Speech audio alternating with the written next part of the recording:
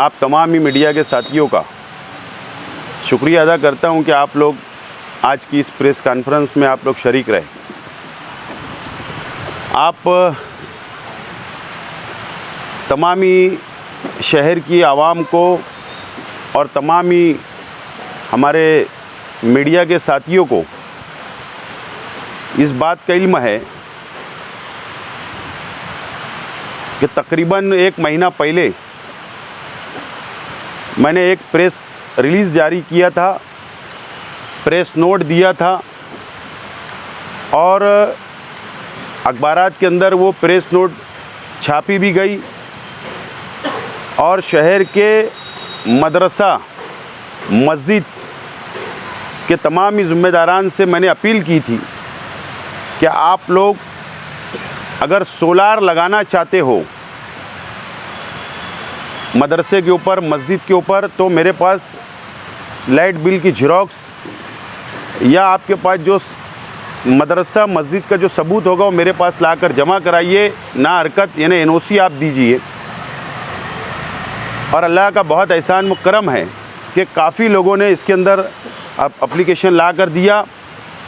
और उसी बीच में हमारे शहर के MLA साहब ने, मुफ्ती मोहम्मद इस्माइल साहब ने किसी चैनल वाले को YouTube के ऊपर उन्होंने बयान दिया था कि शेख आसिफ धोखा दे रहा है मस्जिद के लोगों को, मदरसे के लोगों को।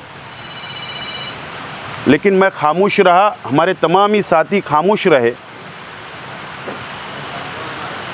अल्लाह का बहुत शुक्र है अल्हम्दुलिल्लाह कि मुफ्ती मोहम्मद इस्माइल कासमी साहब के अंदर कितनी समझ है, ये शहर की आवाम आज पता चल जाएगा। शहर की आवाम को एक MLA कानून साज अदारे का मेंबर होता है, असेंबली का मेंबर होता है।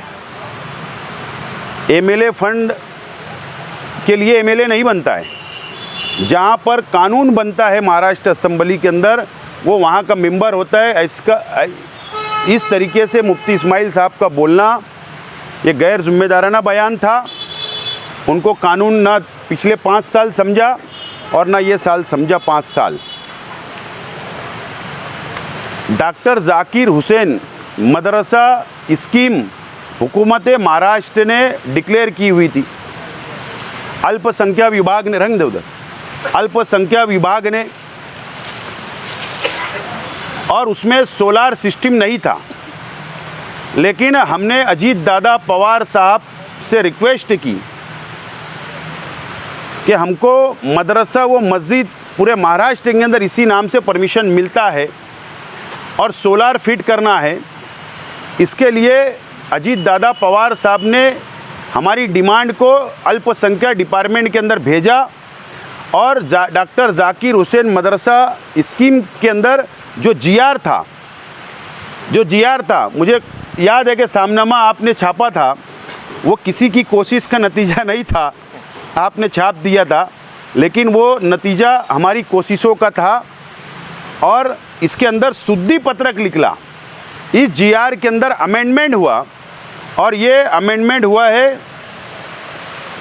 21 अगस्त को अमेंडमेंट हुआ।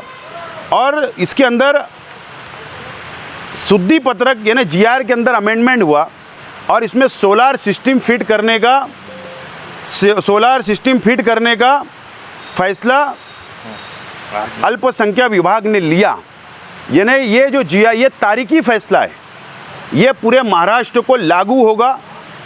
इस तरीके का फैसला हुकूमत महाराष्ट्र ने हमारी डिमांड पर अजीत दादा पवार साहब की कोशिशों से सरकार ने लिया। अल्लाह का शुक्र है अल्हम्दुलिल्लाह कि मैं अल्लाह का पहले शुक्र अदा करता हूँ, बाद में अजीत दादा पवार साहब का शुक्रिया अदा करता हूँ और हुकूमत महाराष्ट्र का शुक्रिया अदा करता हूँ कि 110 मदरसा व मस्जिद की जो यादी हमारे पास शहर की आवाम ने दी थी, शहर के ज़िम्मेदारान मदरसे के, मस्जिद के दिए थे, वो यादी मैंने सबमिट किया था अजीत दादा पवार साहब के पास। और कल प्लानिंग डिपार्टमेंट ने, बात समझ लो, नगर विकास ने नहीं, अल्पसंख्यक डिपार्टमेंट का नहीं, प्लानिंग डिपार्टमेंट ने, जिसके अजीत दादा पवार फाइनेंस मिनिस्टर है, उन्हीं के अंडर के अंदर प्लानिंग डिपार्टमेंट आता है। प्लानिंग डिपार्टमेंट से कल अजीत दादा पवार साहब के डिपार्टमेंट ने, अजीत दादा पवार साहब ने 5 करोड़ रुपया 110 मदरसा व मस्जिद के लिए 5 करोड़ रुपया मंजूर किया है। उसका जीआर निकल चुका है।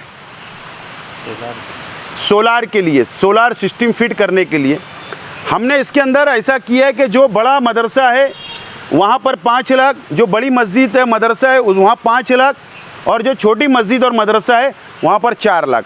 इस तरीके से 110 मदरसा व मस्जिद पर सोलार फिट होगा।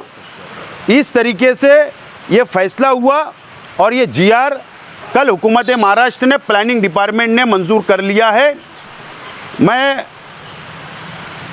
अजीत दादा पवार साहब का, फाइनेंस डिपार्टमेंट का और हुकूमत महाराष्ट्र का शुक्रिया अदा करता हूँ।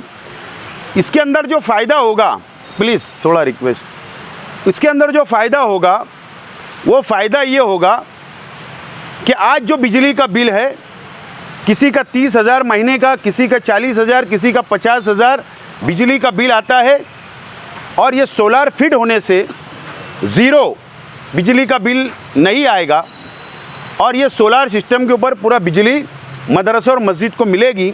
ये फ़ायदा होने जा रहा है। हमारी रिक्वेस्ट ये थी कि पूरे शहर के मसाजिद और मदरसा हमारे पास आए, लेकिन जो लोग हमारे पास आए हमने उनका मंजूर किया। और मैं रिक्वेस्ट करता हूँ तमाम ही और बाकी लोग जो बचे हुए हैं उन लोगों से कि ये लोग भी हमारे पास यादी फ़हरिस्त ला कर दे सकते हैं।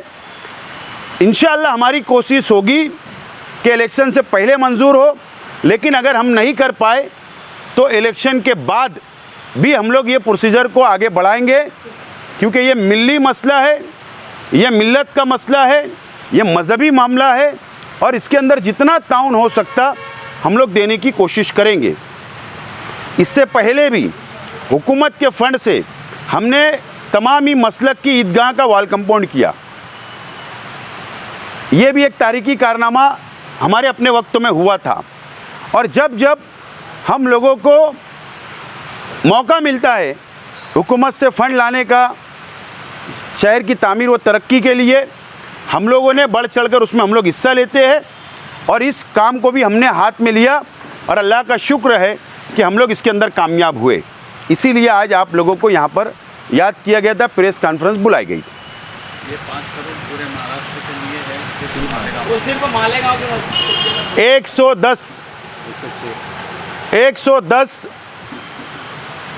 मदरसा व मस्जिद मालेगांव शहर की का मंजूर हुआ है। डॉक्टर जाकिर हुसैन मदरसा मॉडर्नाइजेशन स्कीम जो है उसमें अलग अब तरमीम की गई है, बहुत सारी सहूलत का ऐलान किया है, तो सिर्फ आप इसका ही काम करेंगे या और कोई फ़ायदा दिलवाएंगे? नहीं, ऐसा है कि ये एक हमारा कोई भी जो हाथ में काम लिया जाता है उसका हमारा एक मिशन होता है, एक लक्ष्य होता है कि सोलार हमने आज हाथ में लिया तो अभी हमारा फोकस पूरा उसके ऊपर होगा। बाकी ये स्कीम 2013 की है या 12 की है, तो वो स्कीम तो चल रही है, वो डायरेक्ट ऑनलाइन वो प्रोसीजर होती है। ये ऑनलाइन प्रोसीजर नहीं थी, ये उस स्कीम के तहत नहीं है।